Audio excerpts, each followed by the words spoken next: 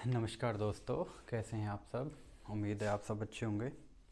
आज हम research methodology, research aptitude के बारे में थोड़ी सी चर्चा करेंगे। ये आज हमारी पहली क्लास होगी रिसर्च एप्टीट्यूड के बारे में। पिछली क्लासेस में, पिछले वीडियोज़ में हमने टीचिंग एप्टीट्यूड के बारे में बात की थी, जिसमें हमारा टीचिंग से रिलेटेड उसकी विशेषताएं, उसके गुण, आगे उसकी विधियां, सामग्री, विशेषताएं कुछ, या उससे संबंधित जो घटक हैं, जो उसके कारक हैं, तथ्य हैं, उनके बारे में जानकारी ली। उसके बाद टीचिंग के बाद हमने लर्निंग का, फिर उसके बाद इवेल्युएशन में इस मूल्यांकन का हमने थोड़ा सा जो था हमने डिस्कस किया। आज हम रिसर्च मेथोडोलॉजी के बारे में बात करेंगे। रिसर्च मेथोडोलॉजी से पहले हम थोड़ा सा डिस्कस करते हैं एक वीडियो की या फिर एक लेंथ के बारे में, कि किस हिसाब से हमारी प्रिपरेशन हो। एवरेज अगर हम लगाएं तो लगभग 40 से 50 पेजेस का किसी भी बुक में एक यूनिट को हम कवर करते हैं। मतलब किसी भी बुक में एक यूनिट लगभग 40-50 पेज में दी हुई है, और एक पेज को पढ़ने में लगभग 3 मिनट एवरेज टाइम लगता है। तो 4×3=12 है, 120 मिनट मीन्स लगभग 2 घंटे। अब ये तो नहीं है कि हम एक बार में हमने पढ़ लिया और वो तुरंत याद हो गया। मेमोरी लेवल से लेके अंडरस्टैंडिंग लेवल तक ले जाने के लिए एटलीस्ट हमें ये 3 बार पढ़ना पड़ता है।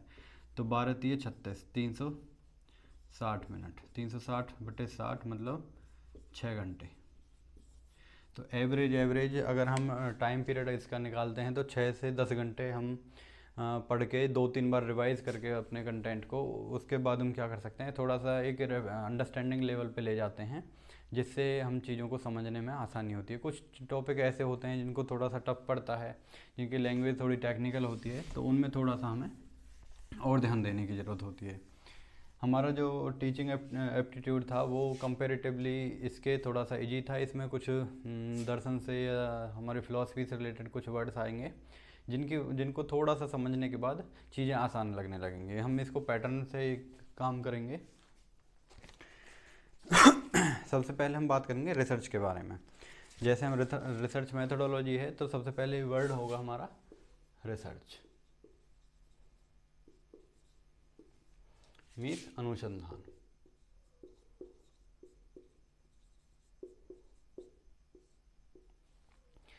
अगर परिभाषा की बात करें या पहले इसको शुरुआत की बात करें, तो ये क्या बना हुआ है, री प्लस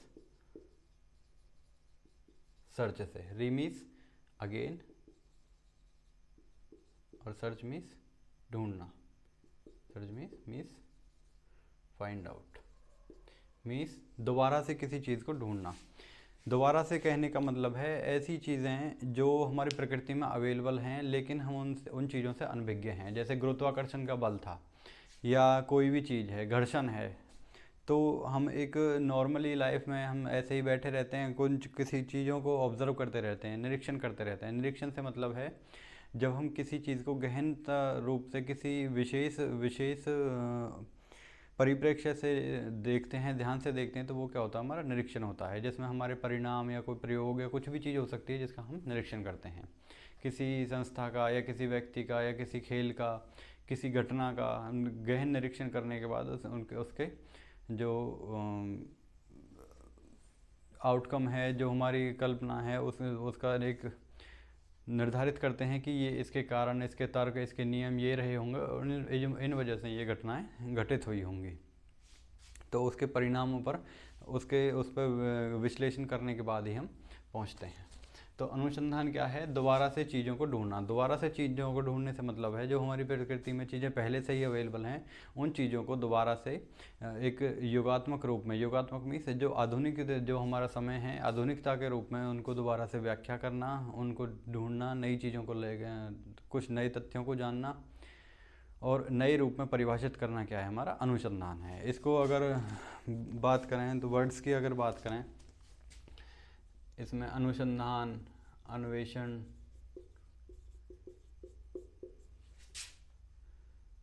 गवेषणा,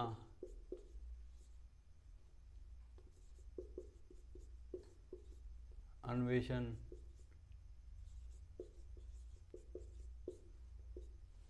इत्यादि हो सकते हैं। अनुसंधान को मराठी में जबकि ये सभी हिंदी के शब्द हैं। रिसर्च हमारा लैटिन का है, मीन्स इंग्लिश का वर्ड है। अगर इसकी बात करें, ये होता क्या है, किस तरह से क्यों इसकी आवश्यकता होती है, क्या इसके कारण होते हैं, इन सभी चीज़ों के बारे में बात करेंगे। उससे पहले हम इसको थोड़ा सा एक ट्री के रूप में या एक हम अपने जो सीक्वेंस रहेगा पढ़ने का उसके बारे में थोड़ी सी चर्चा करेंगे। उसके बाद हम परिभाषा देना या फिर आगे की चीज़ों को डिस्कस करेंगे।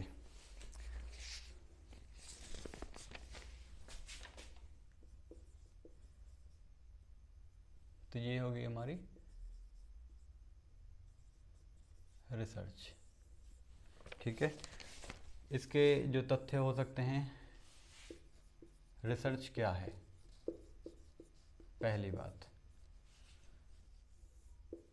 दूसरी बात, रिसर्च क्यों करते हैं।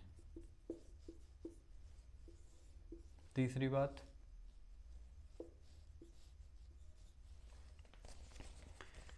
इसकी विशेषताएं क्या हैं,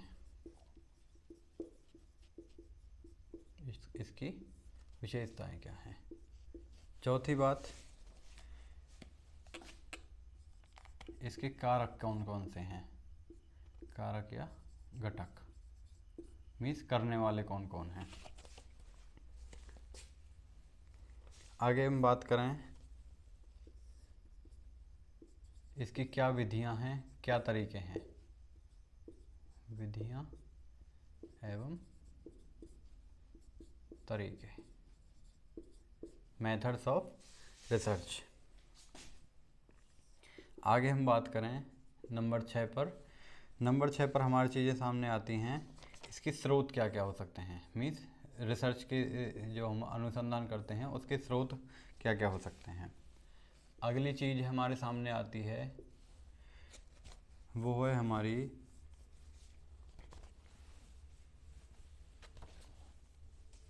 इसके क्या चरण हैं, किन चरणों में, किस सीक्वेंस में रिसर्च को परफॉर्म किया जाता है, या आगे के क्या इसकी आवश्यकताएं निकल के आती हैं।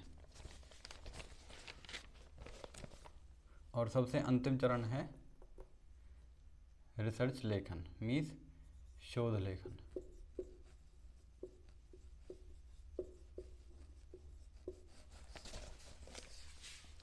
तो ये क्या है हमारे मुख्य जो हैं, रिसर्च क्या है, क्यों करते हैं, इसकी क्या विशेषता हैं, इसके कारक कौन कौन से हैं, कौन का रिसर्च करता है, कौन करवाता है, इसका अधिकारी कौन होता है, इसमें कौन कौन सी विधियाँ होती हैं, तकनीकों का प्रयोग होता है, किन स्रोतों से शोध के जो तत्व हैं उनको ग्रहण किया जाता है, क्या क्या इसके चरण हैं, किन स्टेप्स बाई स्टेप्स, किन स्टेप्स को, किन चरणों को फॉलो करके हम अच्छी रिसर्च कर सकते हैं, और किस तरह से रिसर्च करने के बाद हम उसको रिप्रेजेंट करते हैं। तो मुख्य घटक हमारे ये सभी हैं।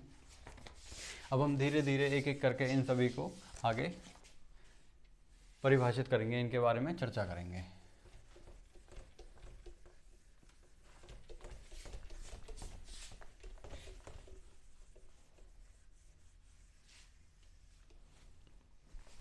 तो सबसे पहले बात करेंगे रिसर्च है क्या।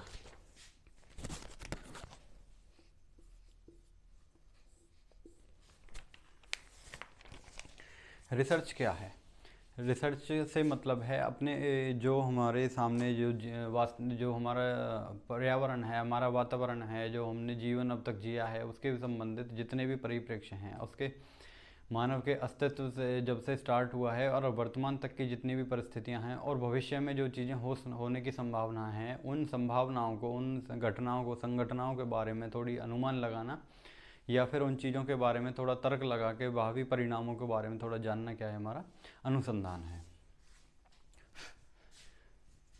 इसकी आवश्यकता के बारे में अगर बात करें तो कह सकते हैं कि हमारा जो अस्तित्व है, आत्मा, जगत और ब्रह्म,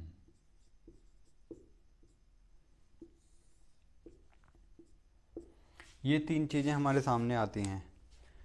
और जो इंसान है वो हमेशा से ही इस बात के लिए छटपटाता रहता है कि वह किस चीज़ से बना है, क्यों बना है, क्यों वह क्या जगत है, हमारे आसपास की चीज़ें कैसे बनी, कहाँ से आई, क्यों बनी हैं, यही जगत क्यों है, हम कहीं और क्यों नहीं हैं, अगर हम ऐसे यहाँ हैं तो ऐसे क्यों हैं, इसके पीछे क्या कारण है, कि किन चीज़ों की वजह से हम ऐसे हैं, या किस तरह जन्म होता है, किस तरह हम मरते हैं, जिंदगी किस तरह आती है, और क्या कोई पारलौकिक सत्ता है। ये चीज़ें क्या है हमारी भौतिक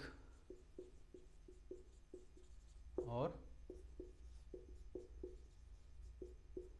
आध्यात्मिक आधार। हम कह सकते हैं कि इन आधारों को जानने के लिए क्या है, क्या करते हैं हम रिसर्च करते हैं। रिसर्च के अगर हम बात करें तो इसके जो तौर तरीके हो सकते हैं, जो खोज हम करते हैं, जो जिन कारणों के लिए जो रिसर्च की जाती है, उनमें यही कारण मुख्य हमारे सामने निकल के आते हैं कि आत्मा क्या है, ज्ञान क्या है, हमारा अस्तित्व कैसे है, उसके कैसे और अच्छा किया जा सकता है, उसको किन समस्याओं की वजह से अब तक ऐसी परेशानियां रही हैं, किन चीज़ों को से हम बच सकते हैं, किन चीज़ों को हम आगे ला सकते हैं। तो ये क्या है, हमारा भौतिक रहस्य है।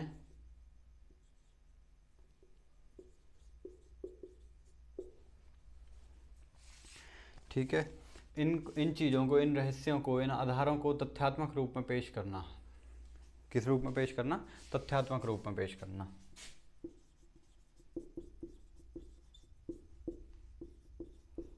रूप में परिभाषित करना। तथ्यात्मक रूप से परिभाषित करने से मतलब है तथ्य क्या होते हैं, तथ्यों के कुछ नियम,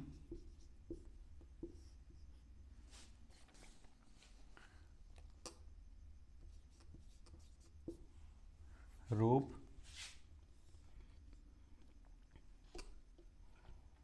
नियम, कुछ नियम होते हैं, कुछ इसके कुछ रूप में, किसी रूप में हो सकता है, और इंद्रिय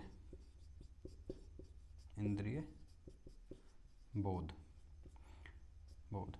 मीन्स इनको इंद्रियों के बारे में, इंद्रियों के द्वारा हमारी जो इंद्रियां हैं, 5 इंद्रियां हैं, उनके द्वारा इनको जाना जा सकता है। जैसे कि अगर हम आकाश, ब्रह्मांड या वायुमंडल या इस तरह की चीज़ों के बारे में बात करें तो देखने में हो सकता है ये हमारी आँखों से दिखाई ना दें, लेकिन वास्तव में क्या है, हम उनको महसूस कर सकते हैं। कुछ चीज़ें हैं जहाँ पर उसका अस्तित्व है, जहाँ पर उन चीज़ों के बारे में हम उसको रूप दे सकते हैं, उनको इंद्रियों से जान सकते हैं, या उनको एक विशेष नियम है कि इसमें ये चीज़ें कार्य करती हैं, तो इसका कहीं ना कहीं ये अस्तित्व है। तो उनके अस्तित्व को दिखाना ही क्या है, हमारा अनुसंधान है। अगर ज्ञान की बात करें, ज्ञान क्या है? ज्ञान का अर्थ है जानना। बीस जब चीज़ों के बारे में हम जानना चाहते हैं, जो भी रहस्य रहे हैं हमारी ज़िंदगी में, जन्म से लेकर या अस्तित्व से लेकर वर्तमान तक या आगे आने वाले के समय में जो भी रहस्य हो सकते हैं, उनके बारे में जो हमारा ज्ञान होता है, ज्ञान क्या होता है? एक छिपा हुआ होता है, छिपा हुआ रूप होता है। ज्ञान क्या होता है?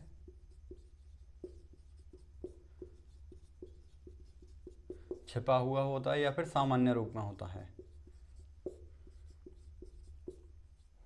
जैसे उदाहरण के लिए बात करें, कोई राजा है, राजा अपने राज्य को जांच पड़ताल करने के लिए और एक साधारण वेश बनाकर निरीक्षण करने चला जाता है। निरीक्षण करने पर वह किस रूप में होता है? बिल्कुल सामान्य रूप में होता है। उसको हम पहचान नहीं पाते कि ये राजा है या कौन है, कौन नहीं है, मंत्री है, क्या है, कौन नहीं है। तो साधारण लोग व्यक्ति समझ के उसके साथ सामान्य बर्ताव करते हैं और उसकी जो समाज की वास्तविकता है उसके बारे में वो पता करता है। ऐसे ही अन्वेषक का कार्य होता है। अन्वेषक क्या करता है? एक साधारण जो हमारा सामान्य रूप में जो सत्ता है, जो सामान्य रूप में कोई रहस्य जो है हमारे सामने है, उनको क्या करता है? अज्ञान के आवरण से,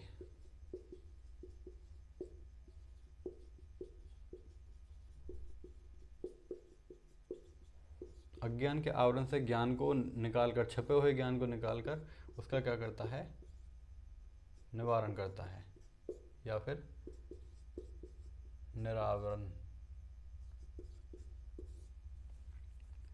निरावरण करता है। मीन्स उसको तो अज्ञान के जो एक भ्रम है, भ्रम की चीज़ से निकालकर, संदेह की चीज़ से निकालकर तर्क सहित विश्लेषण करके उनको समाज के सामने, व्यक्ति लोगों के सामने लाता है।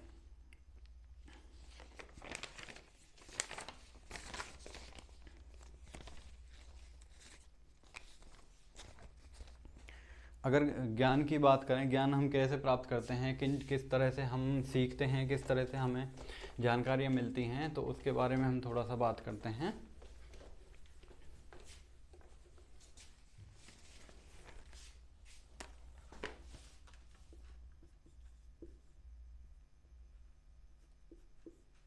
ज्ञान ज्ञान को प्राप्त करने के मुख्यतः 5 तरीके हमारे सामने होते हैं,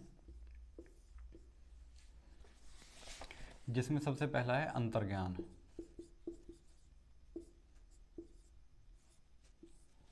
दूसरा कह सकते हैं विशेषज्ञ।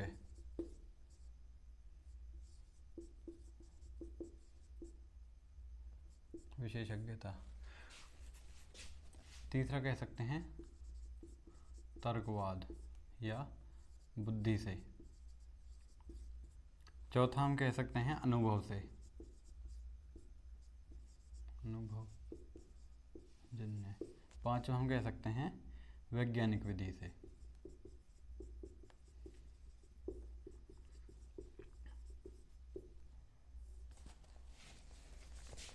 अंतर्ज्ञान का अर्थ है, अंतर्ज्ञान जैसे कोई स्थिति है, किसी स्थिति में कोई व्यक्ति शांत रहकर अपने खुद से चीज़ों को विश्लेषित करता है, मन में किसी चीज़ को एक उसने धारणा बनाई, धारणा बनाने के बाद उसने उसको विश्लेषित किया, फिर उसके बारे में चीज़ों के उदाहरण रखे, सोचा, फिर उन पे मनन किया, मनन करके जब खुद के अंदर, मन के अंदर जब व्यक्ति को ज्ञान की प्राप्ति होती है, तो उसको हम कह सकते हैं अंतर्ज्ञान है।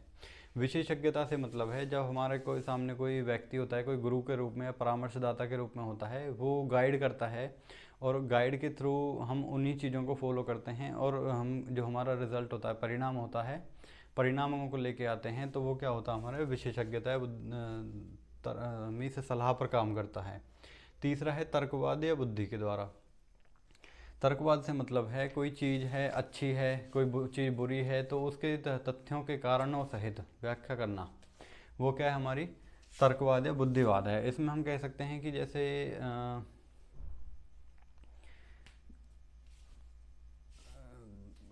जो कह सकते हैं जल्दी उठने से हमारा दिमाग तेज होता है, ये क्या है, एक जल्दी उठाने का एक तर्क दे दिया। या फिर कह सकते हैं, जैसे उदाहरण ले सकते हैं कि बिल्ली रास्ता काटने की वजह से अशुभ होने के संकेत हैं। एकमात्र उदाहरण है, हम उदाहरण के रूप में ले रहे हैं। या ऐसा हम कहते हैं कि बिल्ली रास्ता काट गई तो अब हमारे साथ में कुछ ना कुछ अशुभ होने वाला है, तो ये क्या है, एक तर्क दे दिया कि इस तरह से काम को रोकना, इस तरह से एक हो सकता है वास्तविक हो सकता है अवास्तविक हो, इस बारे में हम कोई संतुष्ट नहीं होते, तो ये क्या हमारा एक तरह से तर्कवाद है। अनुभवजन्य से मतलब है तर्कवाद को जब हम किसी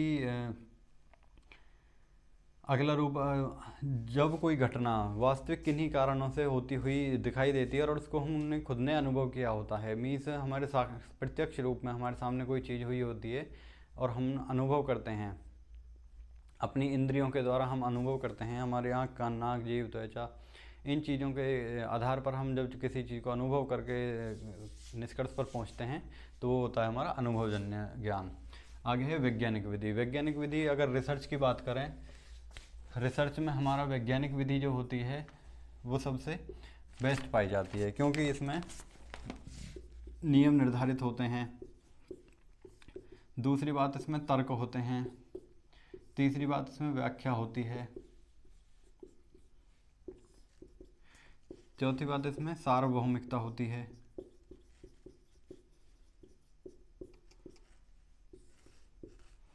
चौथा, इसमें नवीकरणीय हो सकता है। नवीकरणीय मीन्स इनको मॉडिफाई किया जा सकता है परिस्थितियों के हिसाब से, या टर्म एंड कंडीशन जैसे हम कह सकते हैं, उन परिस्थितियों के हिसाब से इनको परिवर्तित किया जा सकता है।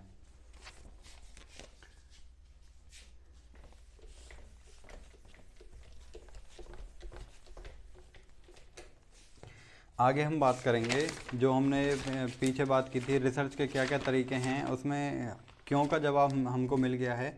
अब क्या का जवाब हमें मिल गया है, अब हम बात करते हैं क्यों, कि रिसर्च की आवश्यकता क्यों पड़ती है। अनुसंधान।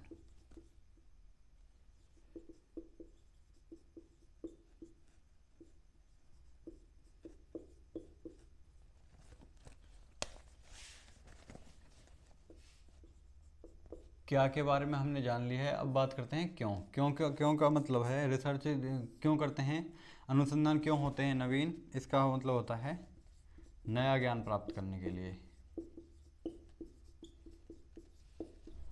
मीन्स नया ज्ञान प्राप्त करना। दूसरी चीज़ हम कह सकते हैं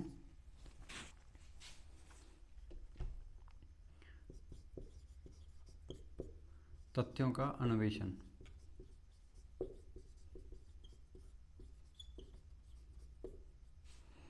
तीसरी चीज़ हम कह सकते हैं समस्या समाधान।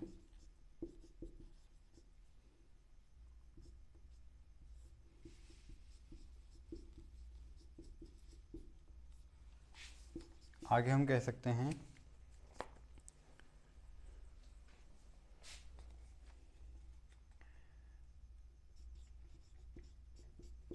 तथ्यों को समझने के लिए,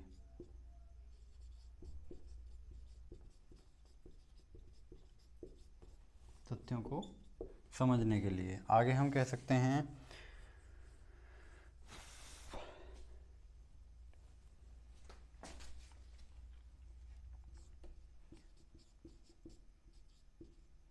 पुरातन पद्धति समझने के लिए। नया ज्ञान प्राप्त करने से मतलब है जब हम रिसर्च करते हैं, मीन्स उसके किसी मान लीजिए साहित्य की बात करें या प्रेमचंद की बात करें या भक्ति काल की बात करें। भक्ति काल में अगर मान लिया हमें अनुसंधान करना है, रिसर्च करनी है, तो हम उसके कुछ कारणों के बारे में, घटनाओं के बारे में है, जो लोकमत है उसके बारे में, साहित्य के बारे में, उसके संबंधित जो साक्ष्य हैं, जो ये पुरातन विभाग में या जो हमारा आर्कियोलॉजिकल सर्वे ऑफ इंडिया, इन चीज़ों में जो हमें कुछ प्राचीन चीज़ें हैं उन चीज़ों का सभी का, और जो साहित्यिक जो चीज़ें हैं, पुस्तकें हैं, अभिलेख हैं, लेखाकार हैं, जितनी भी जो चीज़ें हैं उससे संबंधित जो होंगी उनके बारे में, उनको ढूंढते ढूंढते कुछ नई चीज़ें प्राप्त कर लेना और उससे संबंधित और नई चीज़ों को प्राप्त कर लेना क्या है कि नवीन ज्ञान प्राप्त करना कह सकते हैं। या फिर एक दूसरा कह सकते हैं कि जो हमने विचारधारा पहले बना रखी थी, परिकल्पना हमने बना रखी थी, उस परिकल्पना से परे कुछ नई चीज़ों को जान लेना क्या है, नया ज्ञान प्राप्त कर लेना है। उदाहरण के तौर पर एक और चीज़ ले सकते हैं, जैसे गुरुत्वाकर्षण का बल ही था, के बल के बारे में न्यूटन ने खोज की।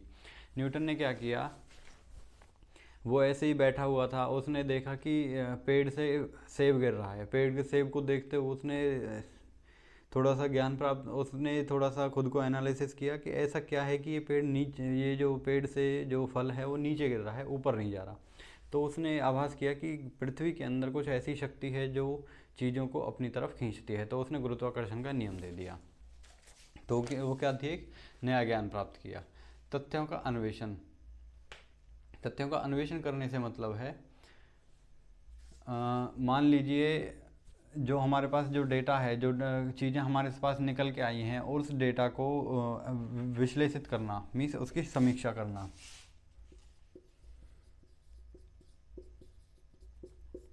समीक्षा करने से मतलब है कसौटियों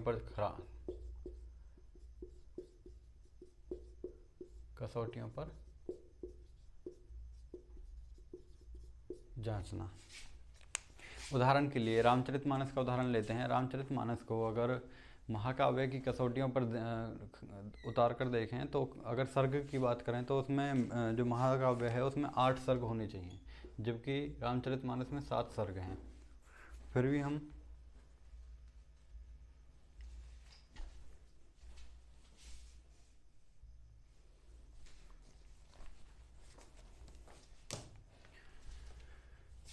अन्वेषण का मतलब है कसौटियों पर जांचना, मीन्स उनको देखना कि क्या जो हमारे तथ्य हैं वो हमारे रिसर्च के लायक हैं या नहीं हैं।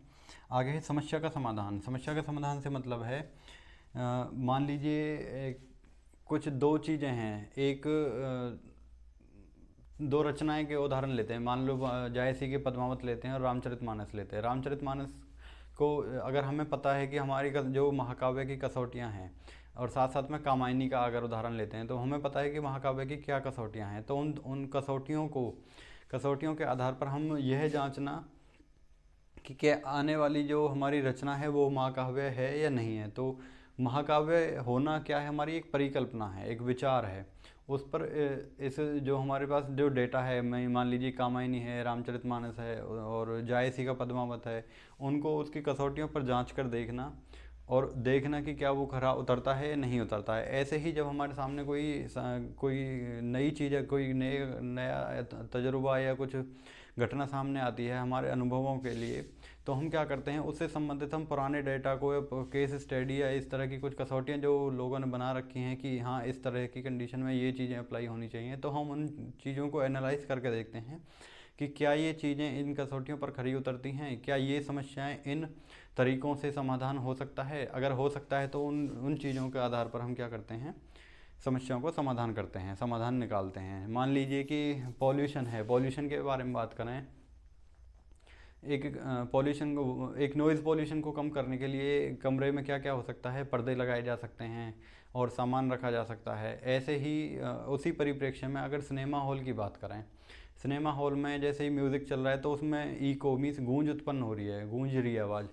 तो वो उस परिप्रेक्ष्य में देखेंगे कि जो सिद्धांत कमरे में, एक बंद कमरे में गूंज को, ध्वनि की जो गूंजन है, आवाज़ गूंज रही है, उसको कम करने के लिए जो तरीका अपनाया, क्या वो सिनेमा हॉल में भी लागू किया जा सकता है। तो उन्हीं तथ्यों को दूसरी जगह लागू करके देखना कि इन चीज़ों से समस्या का समाधान हो सकता है, वो क्या है, हमारा अन्वेषण है, एक नई क्या है, प्रविधि है। तो उसके बाद एक तथ्य और ये बन जाता है कि सिनेमाघरों में नॉर्म साधारण घरों की तरह ही इस तरह के नियम प्रणाली को लागू करके उन चीज़ों से बचाव किया जा सकता है, भी इस समस्या का समाधान हमारे पास हो जाता है। तथ्यों को समझने से मतलब है, जैसे वही है, समस्या का समाधान करने के लिए तथ्यों को समझना। तथ्य जो हमारे पास कारण होते हैं, जो मान लीजिए कोई सिचुएशन आई, सिचुएशन में मान लीजिए कोई किसी का एक्सीडेंट हो गया और एक्सीडेंट की कंडीशन है कि पहाड़ से गाड़ी नीचे गिरी है, तो उसमें हम तथ्यों को जानेंगे कि किस तरह फिसल के गिर सकती है, कहाँ पे अटक सकती है, बचने के चांसेस व्यक्ति के या इंसान के कितने हैं और दुर्घटना होने के कितने चांसेस हैं। हो सकता है वो गाड़ी नीचे गिरी हो और स्लोप पे उतरती उतरती बिल्कुल सही, बिल्कुल ठीक बच गई हो सकता है वो गिरते ही उसमें आग लग गई हो सकता है वो यहीं पे थोड़ा सा नीचे ही रुकी हुई हो। तो वो क्या है, उसके जो तथ्य हैं, तथ्यों के बारे में हमें जानकारी देता है, हमें पूर्व एक आभास देता है या पूर्व हमें एक मैसेज देता है कि ये कंडीशन हो सकती हैं। आगे है पुरातन पद्धति को समझने में। मान लीजिए अगर दर्शन की बात करें, मान लीजिए अगर न्यायशास्त्र की बात करें, व्याकरण की बात करें, या कह सकते हैं कि एक व्यवहारिक ज्ञान की बात करें, शस्त्र ज्ञान की बात करें। शस्त्र ज्ञान की अगर उदाहरण लेते हैं तो पहले ये शस्त्र चलाने के लिए सिखाना, उनमें अभ्यास कराना, तो उसमें शारीरिक मेहनत और मानसिक मेहनत दोनों चीज़ें होती थी। वहीं अगर अब वर्तमान की बात करें, कोई पुलिस की ट्रेनिंग है, आर्मी की ट्रेनिंग है, तो उसमें क्या है, पहले उनको जो सैनिक हैं, जो हमारे मिलिट्री है, जो भी नौजवान हैं, उसमें उनको एक शारीरिक इतना तपाया जाता है, उनको मेहनत कराई जाती है, उसके बाद उनको फिज़िकली मेंटली और एक्सरसाइज या और इस तरह से टास्क दिए जाते हैं जिससे उसमें वो निपुण हो सकें। तो वो क्या है, प्राचीन पद्धतियों को पहचान कर नई पद्धति में उसी को मॉडिफाई करके लागू करना। जो हमारा रिसर्च है उसके क्या क्या चीज़ें हो सकती हैं, या हम कह सकते हैं कि वैज्ञानिक विधि जो सबसे अधिक जो कारगर है रिसर्च में, वो किस तरह से है।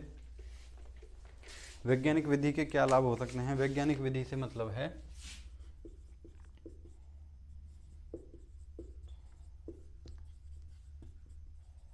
वैज्ञानिक विधि में क्या देता है, निश्चित नियम होते हैं, व्याख्याएं होती हैं, और हम कह सकते हैं कि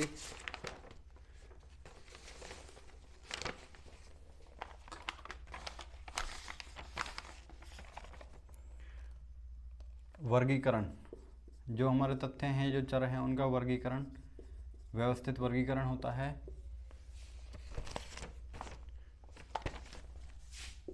आगे चीज़ है निष्पक्ष होता है।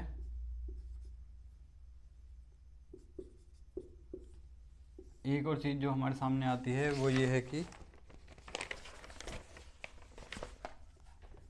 इसका प्रस्तुतिकरण किया जाता है। मीन्स विज्ञान के अगर किसी एक्सपेरिमेंट के प्रयोग की बात करें तो वैज्ञानिक तौर पर जब हम किसी शोध को करते हैं तो उसमें हमें पता है कि अ, जो हमारा डेटा है, जो हमारी समीक्षा है, जो हमारा मूल्यांकन है, मूल्यांकन के लिए जो हमारी क्षेत्र है वो बदलाव हो सकता है। मीन्स जो हमारी विषय वस्तु है,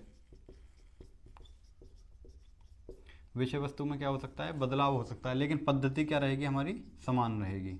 पद्धति मीन्स जो हमारा नियम है, जो हमारी पैटर्न है वो क्या रहेगा, वो हमारा समान रहेगा। विषय वस्तु साहित्य हो सकता है या जनसंख्या हो सकता है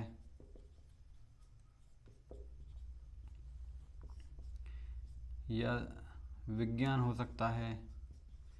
किसी चीज़ का जो हम डेटा कलेक्शन करते हैं, जो हम विधि जो हम लागू करते हैं कि किस तरह से उसको कितना मतलब टाइम पीरियड होना चाहिए, उसकी व्याख्या होनी चाहिए, इस तरह से जो चीज़ें हैं वो जो पैटर्न होगा वो क्या होगा, हमारा फिक्स रहेगा। आगे है व्याख्या। वैज्ञानिक विधि में क्या दूसरी महत्वपूर्ण चीज़ है, हमको चीज़ों की व्याख्या इंटरप्रेट करना होता है, व्याख्या करनी होती है। जो चीज़ें वर्तमान में हैं उनको तर्क सहित, नियम और तर्क सहित एक एक कारण बताकर उनको व्याख्या करनी होती है। तीसरी चीज़ है वर्गीकरण। वर्गीकरण से मतलब है जो हमारे पास बहुत सारी डेटा है, मान लीजिए साहित्य की बात करें तो साहित्य में बहुत सारी रचनाएं हैं, उनमें कुछ हिंदी की हैं, कुछ उर्दू की हैं, कुछ अरबी, कुछ अवधी, कुछ ब्रज भाषा, कुछ भोजपुरी, इस तरह बहुत सारी भाषाएं, मराठी है, तमिल है, तेलुगु, कन्नड़, मलयालम, दुनिया भर की मतलब इतनी भाषाएं हैं जो साहित्य में प्राप्त होता है। वहीं पे वर्गीकरण से मतलब है वैज्ञानिक तौर पर भाषाओं के जो उद्भव है, उद्भव के हिसाब से उनके पारिवारिक वर्गीकरण करके उनको कैटेगराइज करना क्या है, हमारा वर्गीकरण कहलाता है। मीन्स जैसे अगर हिंदी के क्षेत्र में बात करें तो हमारा बिहार से लेके और मध्य प्रदेश, महाराष्ट्र तक के कुछ क्षेत्र, गुजरात तक का जो हमारा सारा जो उत्तरी क्षेत्र है वो लगभग हमारी हिंदी की बोली और उपबोलियों में विभाजित है। आगे मराठी है, नीचे दक्षिणी भाषाएं हैं। तो इस तरह से कह सकते हैं कि चीज़ों को वर्गीकरण करना, वर्गीकृत करना क्या है, व्यवस्थित वर्गीकरण क्या है, हमारा वैज्ञानिक विधि का एक सटीक तरीका है। आगे है निष्पक्ष। निष्पक्ष से मतलब है वस्तुनिष्ठता, ऑब्जेक्टिविटी।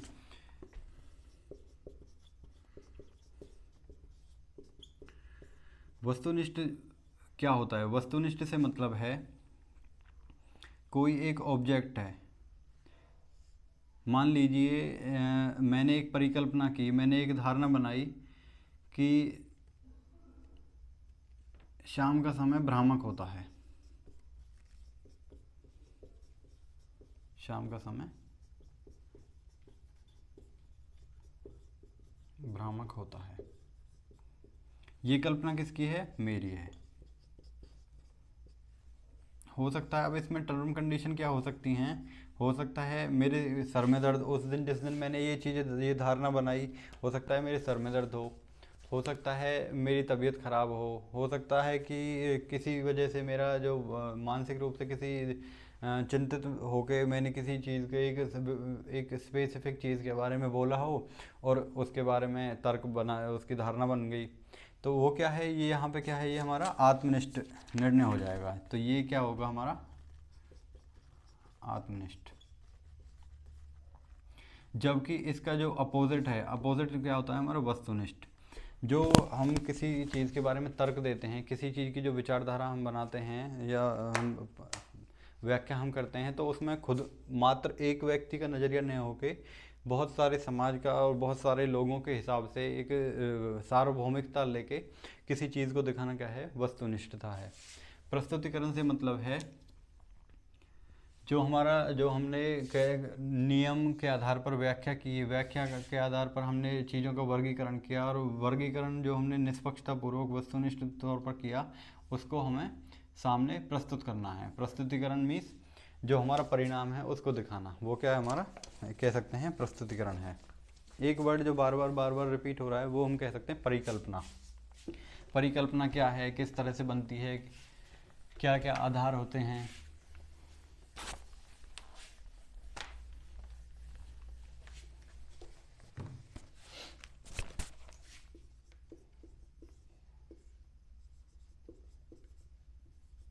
परिकल्पना या उपकल्पना, इसको बोलते हैं हाइपोथेसिस।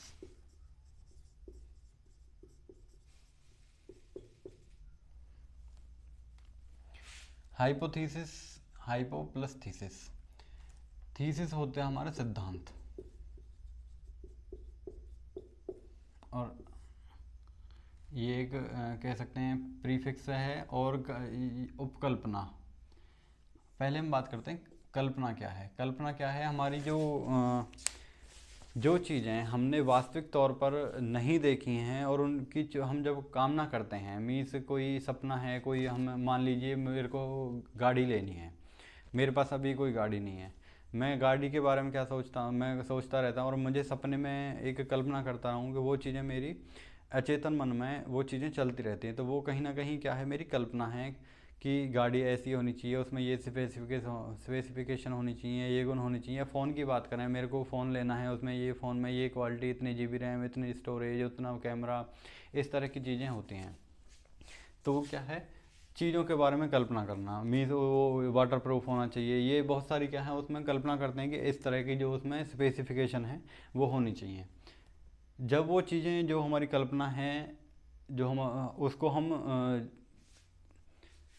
अवचेतन मन से चेतन मन में, चेतन मन में मीन्स जो हम नॉर्मली सोचते हैं उस चीज़ पर काम करने लगते हैं, तो वो क्या हो जाती है, हमारी परिकल्पना या उपकल्पना बन जाती है। पर उपकल्पना बनने के बाद जब वो चीज़ें सिद्ध हो जाती है, जब हम उस लक्ष्य को प्राप्त कर लेते हैं और सार्वभौमिक तौर पर वो सबके सामने होती है, तो वो क्या हमारा थीसिस से एक सिद्धांत के तौर पर सामने आ जाती है। अब परिकल्पना की अगर परिभाषा करें, परिभाषा से मतलब है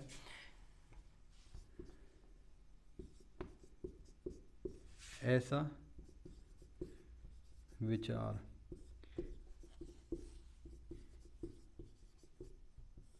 या विचारधारा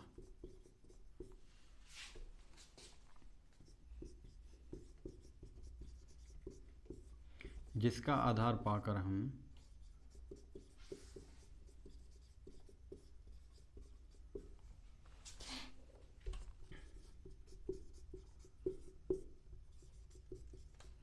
अपने भावी कर्मों के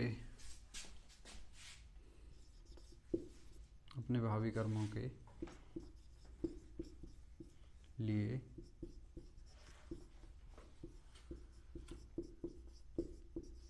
तर्क सहित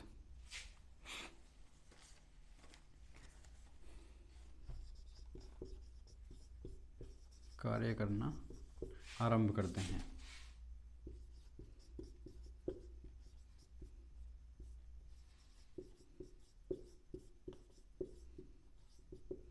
क्या कहलाता है, परिकल्पना कहलाता है। ऐसी विचार या विचारधारा, हम किसी चीज़ के बारे में सोचते हैं कि हमारी ये चीज़ें ऐसी होनी चाहिए, और उन आधार पर हम क्या है, जो हम अपने इच्छित जो है, हम आगे के जो काम करना चाहते हैं उनको तर्क सहित उन चीज़ों के लिए कार्य करना क्या है, हमारी जिनका आधार मानकर हम कार्य करना शुरू करते हैं, वो क्या है, हमारी परिकल्पना है। अब ये रिसर्च में किस तरह से काम करती है, इसका मतलब है जो हमारी परिकल्पना होती है, परिकल्पना के आधार पर जो हमारा शोध होता है, रिसर्च जो होती है, मान लीजिए शोध कर रहे हैं हम इस चीज़ पर कि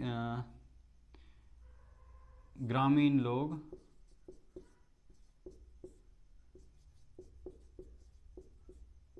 लोगों की बुद्धिमत्ता, जैसा हमने वैज्ञानिक जो तरीका था उसमें एक निष्पक्ष सा शब्द पढ़ा था। अब हमें रिसर्च करनी है, शोध करना है ग्रामीण लोगों की बुद्धिमत्ता पर, उनकी बौद्धिकता पर।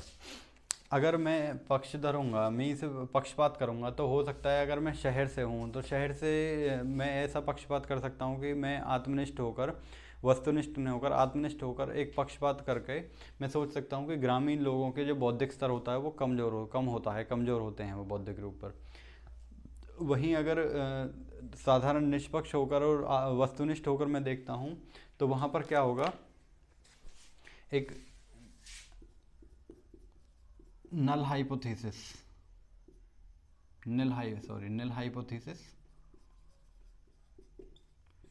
क्रिएट होगी। नल हाइपोथेसिस मीन्स शून्य परिकल्पना। आगे हम इस बात को थोड़ा सा डिस्कस करेंगे मेथोडोलॉजी में। शून्य परिकल्पना में हम लेके चलते हैं कि हम कुछ नहीं कह सकते कि ग्रामीण जो लोग हैं वो बुद्धिमान हैं, हम नहीं कह सकते बुद्धिमान नहीं हैं। तो हम सोच के चलते हैं कि हो भी सकते हैं, नहीं भी हो सकते हैं, यार हो सकता है इन दोनों में से चीज़ों में से कोई भी ना हो। तो हम लोगों को किसी एक टेस्ट जो भी हमने एक स्तर जो है जो उस पर उनकी कसौटियों पर उनको जांच के देखते हैं। अगर वो खरे उतरते हैं या नहीं उतरते हैं तो हमारे सामने क्रियात्मक एक एक्टिव मीन्स सक्रिय परिकल्पना बन जाती है और हम फिर आगे उस चीज़ पर कार्य करना आरंभ करते हैं। तो शून्य परिकल्पना से एक्टिव जो हमारी सक्रिय परिकल्पना है उसकी तरफ हम अग्रसर हो जाते हैं और देखते हैं कि जो परिकल्पना के आधार पर चीज़ों को आगे हम डिसाइड करते हैं और निर्णय तक जाते हैं। तो आज के लिए इतना ही। आगे की वीडियो में शोध से संबंधित उसके कुछ तथ्य हैं, उसके कारण हैं, उसकी मेथोडोलॉजी है, उसके स्रोत हैं, उन सभी चीज़ों के बारे में आगे हम डिस्कस करेंगे। थैंक यू, आज के लिए धन्यवाद।